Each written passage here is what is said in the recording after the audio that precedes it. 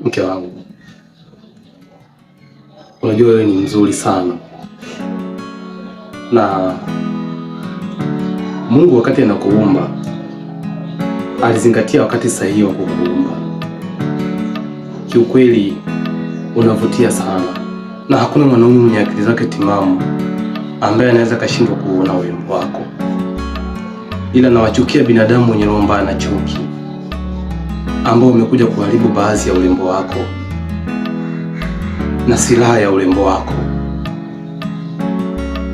Hawa wanadamu wamekufanya uwe na bikira ya ajabu kiasi kwamba nashindwa kufurahia kabisa uzuri wako, naishia kuusifia nje tu,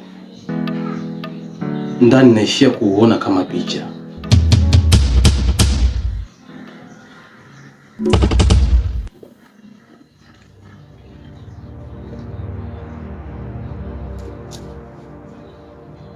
Wewe umewezaje kuingia ndani na umevaa mavazi kama haya?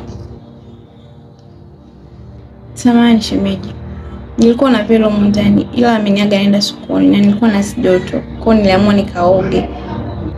Hivi wewe ni timamu kweli? Yaani unaingia chumbani kwa rafiki yako, unavaa kanga ya mke wangu na isitoshe na kushika, unakaa kimya hivi? Hata Vera akikukuta kwenye situation hii atakuchukuliaje wewe? Au atanichukuliaje mimi? Sijapenda tabia yako shemeji. Vaa mavazi yako haraka utoke nje kabla Vera hajaja.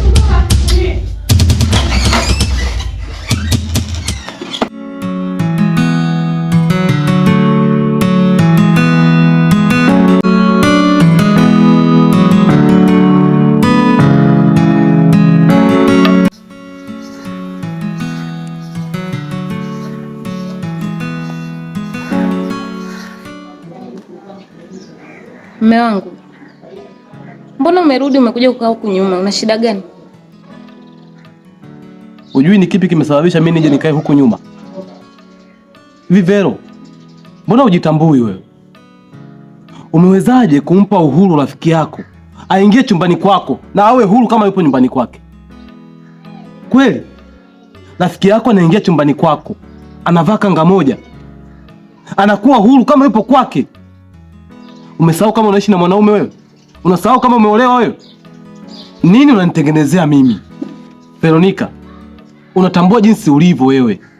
Unaijua vizuri hali yako. Mimi siwezi kufanya kitu chochote kwako. Alafu leo hii unamruhusu shoga yako anakuja na kaa chumbani kwako akiwa amevaa kanga moja. Unafikiria nini wewe? Samahani mume wangu, haitojirudia tena. Na usirudie kweli.